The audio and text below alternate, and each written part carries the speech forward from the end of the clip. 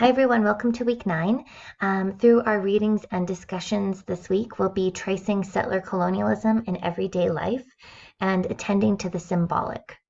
And this week we'll also be preparing for your Pechakucha assignments, which are coming up soon. So this week we'll be reading the introduction of Africa Taylor and Veronica Pacini-Cachabal's book, Unsettling the Colonial Places and Spaces of Early Childhood Education in Settler Colonial Societies. And that's from pages 1 to 15, just the intro. So by Saturday at 11:55 p.m., visit the Pechakucha support websites to get a sense of what will be required for this assignment and post your weekly notes. And by Sunday at 11:55 p.m., participate in your group's 1-hour virtual collaboratory using the questions provided, and also respond to a classmate's week 9 notes.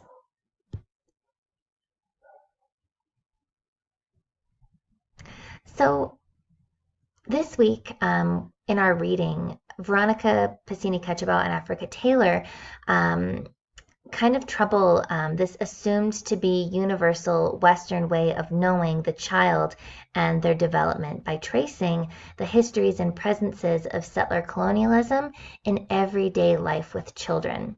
So they write, quote, although always lurking somewhere within these places, spaces, and relations, such tensions are rarely acknowledged and often unwittingly rehearsed in early childhood education.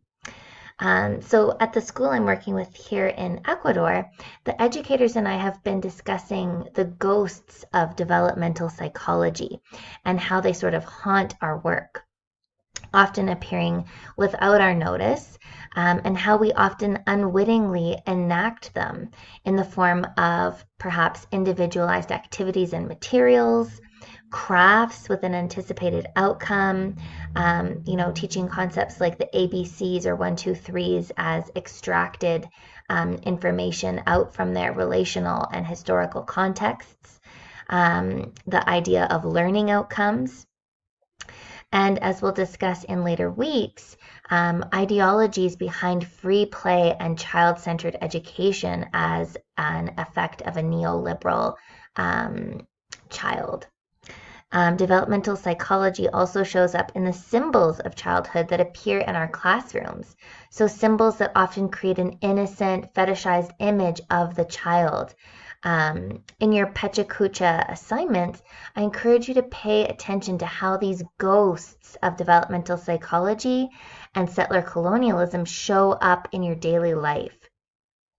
So this assignment is very much an exercise, I think, in paying attention and noticing the banalities of everyday practices. And we'll be specifically doing this through the use of photography. So to ask to notice the seemingly banal or normalized accounts of the developing individual child that so often go unnoticed. So in your Pechakucha, we'll be using photography to pay attention to how symbols of your chosen topic show up in daily life.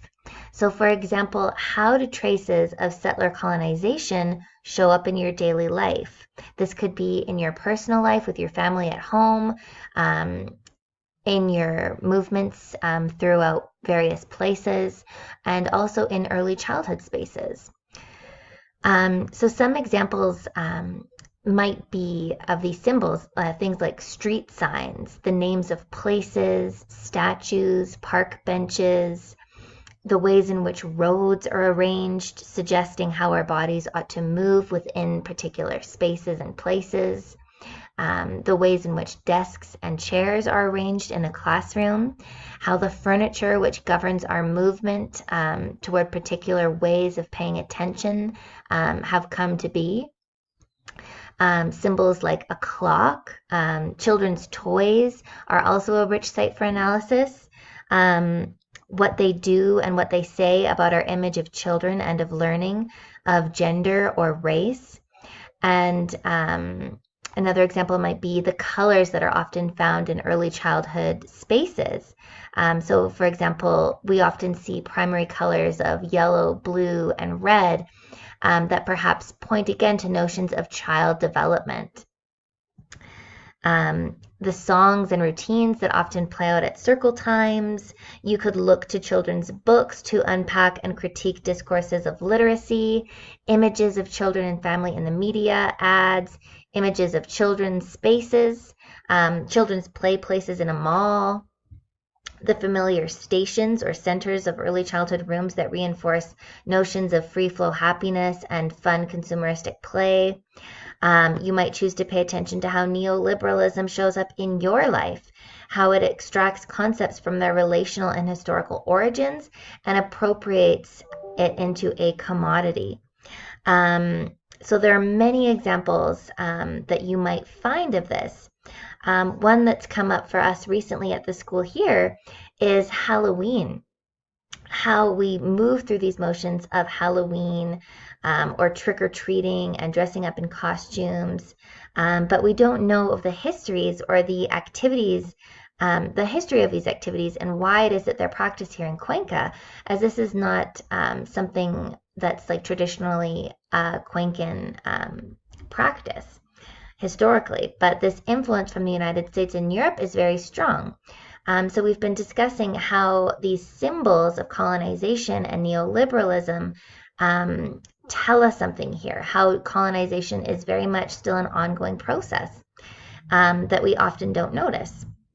So this assignment is very much about paying attention to things in our daily lives, ordinary moments that may be very small and seemingly insignificant, but that highlight something important to pay attention to.